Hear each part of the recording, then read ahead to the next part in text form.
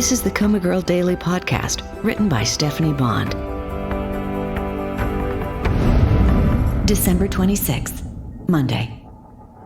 When the door opened, the last person I expected to see was the person I wanted most to see. Sydney. She looked thin and sallow, with dark circles under her eyes. I burst into tears. "Where have you been?" She came over to hug me and held on tight, the way she used to when she was little. "I've been getting well. I've been in a rehab program to prove to the prosecutor I want to kick my addiction." She sounds different, humbled, but also calm and peaceful. "I'm so sorry, Marigold, for making such a mess out of everything. It's probably my fault you're even here." "Don't go there.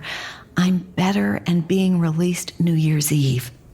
Her face lit up, and I saw hints of the old Sydney. "That's the best news of my life." She gave me another long hug, then pulled back. "Marigold, I have to ask you, when you were in the coma, could you hear what was going on?" I stalled. "What do you mean?" She wet her lips. "I mean, were you aware of what was happening around you?" Did I remember that she'd tried to smother me? Yes. But did I want to relive it for the rest of my life? No. Oh, no. I couldn't hear anything. When I woke up, it was like I'd lost 6 months of my life. Her eyes welled, and she puffed out little exhales.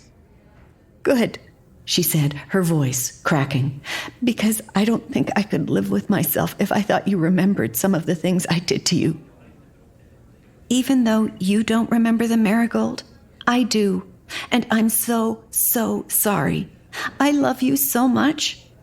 She pulled my face against hers, and our tears mingled for long minutes. When I pulled back, I brushed her hair back from her face. "What happens next for you?" "I have to complete another, more intense cycle of rehab.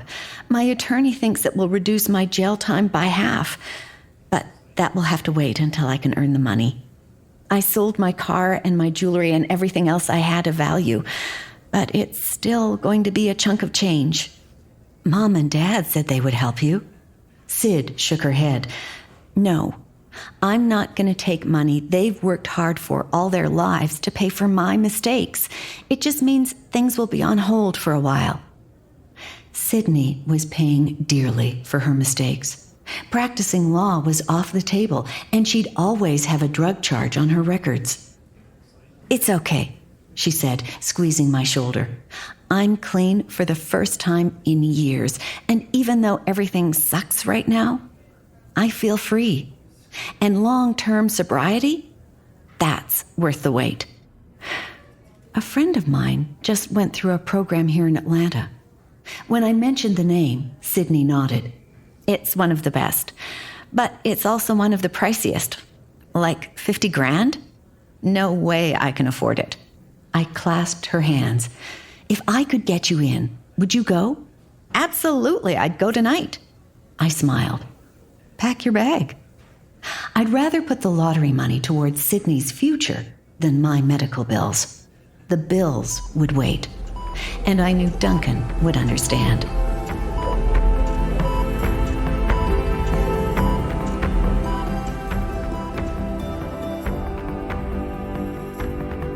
Hello, this is Stephanie Bond, author of the COMA Girl Daily Podcast.